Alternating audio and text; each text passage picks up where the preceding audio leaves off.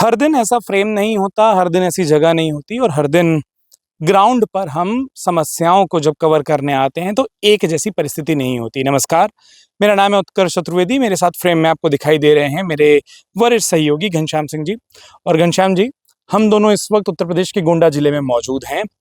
खास तौर पर इस बात की ज़मीनी कवरेज के लिए अमर उजाला की ओर से हम यहाँ पर आए हैं और अमर उजाला उत्तर प्रदेश के दर्शक देख भी रहे हैं कि उत्तर प्रदेश में बाढ़ के, और खास तौर पर अगर लोगों को लग रहा होगा कि नदी के किनारे खड़े हो इसलिए पानी दिख रहा है, बाढ़ के बाद के इम्पैक्ट क्या कुछ होते हैं। क्योंकि थोड़ी देर पहले हमने एक और स्टोरी जो की है उसमें हमने बात कही कि बाढ़ केवल पानी के आकलन से मत रखिए, कई बार पानी उतरने के बाद लोगों की परेशानियां, दुश्वारियां ज़्यादा शुरू होती हैं। तो थोड़ा सा हमारे दर्शकों के लिए ये बताइए कि हम गोंडा में किन इलाके में, किस इलाके में गए हैं, और बतौर रिपोर्टर जब आपने भी वहाँ पर लोगों से बातचीत की है, क्या कुछ फाइंडिंग रही है?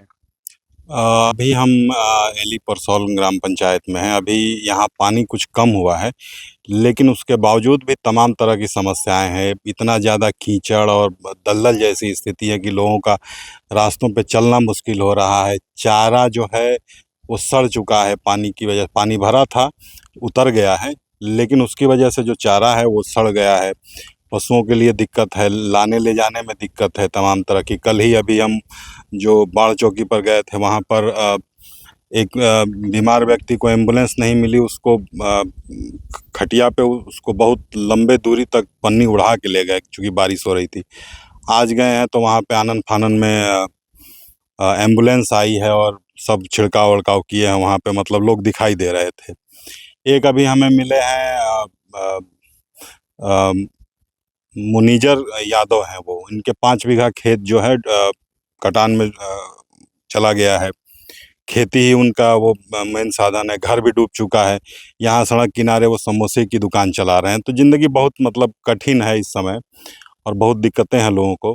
एक चीज़ जो मैं ज़रूर पूछना चाहूँगा, अक्सर ये होता है तस्वीरों में देखकर कि लगता है कि बाढ़ का कुल मिलाकर परिभाषा हुई पानी। अगर पानी उतरा तो दुश्वारियाँ या दिक्कतें खत्म। जब आप लोगों से बात की है, क्योंकि यहाँ जिस इलाके में अभी हम मौजूद हैं वहाँ पानी कम हो चुका है और सरयू नदी में जो अधिकतर पानी आ रहा है वो नेपाल और वहाँ के बैराजों से, वहाँ की नदियों से जो पानी छोड़ा जा रहा है उसके कारण से यहाँ ज़्यादा इम्पैक्ट हो रहा है। मतलब मौसम से ज़्यादा हम किसी और कारकों से यहाँ पर लोग परेशान हैं। पर क्या आपने बतौर रिपोर्टर जब लोगों से बात की, पाया कि पानी उतर जाना ही सारी समस्या का हल है, या उसके बाद क्या चैलेंज है मतलब मौके पर, और क्या उसके ऑल्टरनेट हो सकते हैं, क्या उपाय हो सकते हैं? पानी उतर जाना समस्या का एकदम हल नहीं है। कच्चे घर हैं, मिट्टी गल जाती है, सड़ जाती है। बाकी वो घास फूस वाले जो छप्पर वगैरह हैं वो सड़ जाते हैं। पानी उतरने के बाद भी समस्या फिर से एक तरह से नए सिरे से शुरू करना पड़ता है। उसके बाद चूँकि इतना कीचड़ और सब सड़ी गली चीज़ें रहती हैं, उसकी वजह से बीमारियाँ बहुत फैलनी शुरू हो जाती हैं। तो ये लगता है कि नहीं, हमें दूर से लगता है कि नहीं पानी उतर गया, समस्या चली गई, कम हो गई। लेकिन असल समस्या उसके बाद शुरू होती है। पूरी ज़िंदगी लोगों को फिर से दोबारा नए सिरे से शुरू करनी पड़ती है। तो ये बड़े चैलेंज हैं गाँव वालों के लिए। अभी नदी के उस पार बहुत से लोग हैं, वहाँ से पानी बढ़ने के बाद, घर डूब जाने के बाद, खेत डूब जाने के बाद इधर दूसरी तरफ बंधे के आए हैं। अब फिर जैसे पानी होगा, नीचे आएगा, फिर से जाएँगे, फिर से सारी चीज़ें नए तरीके से मैनेज करेंगे और रहेंगे। तो बहुत मतलब दिक्कतें हैं। ऐसा नहीं है कि सिर्फ़ पानी उतर जाना ही समस्या का हल है। प्रशासनिक स्तर पर अगर मैं पूछूं कि हमने ग्राउंड पर क्या आपने महसूस किया बतौर रिपोर्टर, क्या कुछ एरिया हैं जहां काम ठीक हो रहा है, जहां काम होने की ज़रूरत है?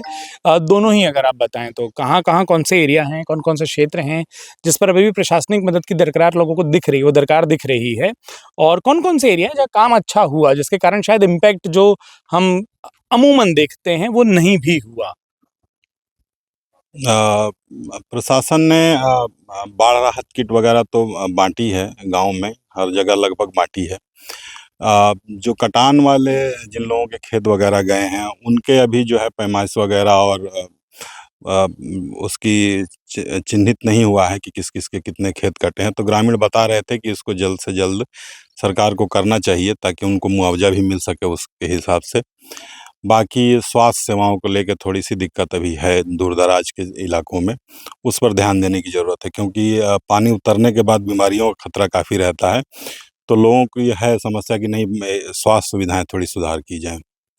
ज़रूर। और हम जिस इलाके में मौजूद हैं, जैसा आपने भी कहा, सामने भी एक नाव पर मुझे वो एक लाइफ जैकेट वहाँ दिख रहा है, तो कुछ किट दिखते हैं, बंधे या बाढ़ चौकियाँ हैं जो हम ज़मीन पर देखें। और बतौर पत्रकार हमारा काम यही है, जो बेहतर चीज़ें हैं, जो व्यवस्थाएँ ठीक हैं, वो उसका भी ज़िक्र करें, और जहाँ लोग कह रहे हैं या जहाँ कमियाँ दिख रही हैं, उसका भी ज़िक्र। तो स्वास्थ्य का एक पैमाना, ख़ास तौर पर बाद की जो संक्रामक रोग होते हैं, बीमारियाँ होती हैं, उससे बचाव के लिए उदाहरण घनश्याम जी ने दिया ही कि मंगलवार का दिन था जब इस पूरे इलाके में एक एम्बुलेंस नहीं पहुँच पाई और फिर व्यक्ति को खाट पर लोग ले गए और प्लास्टिक बांधकर, क्योंकि पानी गिर रहा था तो और परेशानी ना बढ़े, तो पॉलीथीन से कवर करके, प्लास्टिक से तिरपाल जिसे हम कहते हैं, उससे कवर करके ले गए। तो वो एक पैमाना है, और जो मुआवज़ा चाहिए होता है, क्योंकि जब नुकसान होता है, जिसकी पूरी की पूरी आजीविका अ, उस खेती पर निर्भर है, जिसका नुकसान हुआ है। ये 2 एरिया हैं जहाँ हमको दिख रहा है कि काम करने की ज़रूरत है। लेकिन जैसा घनश्याम जी ने भी कहा, उसी लाइन को मैं फिर कहता हूँ कि बाढ़ का मतलब तस्वीरों में सिर्फ़ पानी से मत आँकिए। पानी का उतर जाना बाढ़ के प्रभाव को कम करने की दिशा में एक कदम हो सकता है, सब कुछ नहीं है। उसके बाद क्या कुछ समस्याएँ हैं जो हम ज़मीन पर देखें, घनश्याम जी के ज़रिए हमने जाना। अमर उजाला उत्तर प्रदेश पर इस तरीके की ग्राउंड रिपोर्ट्स हम लेकर आते रहेंगे। फिलहाल इस पूरी चर्चा के बारे में आपकी क्या राय है, वो आप हमें कमेंट बॉक्स में लिखकर ज़रूर बताइए।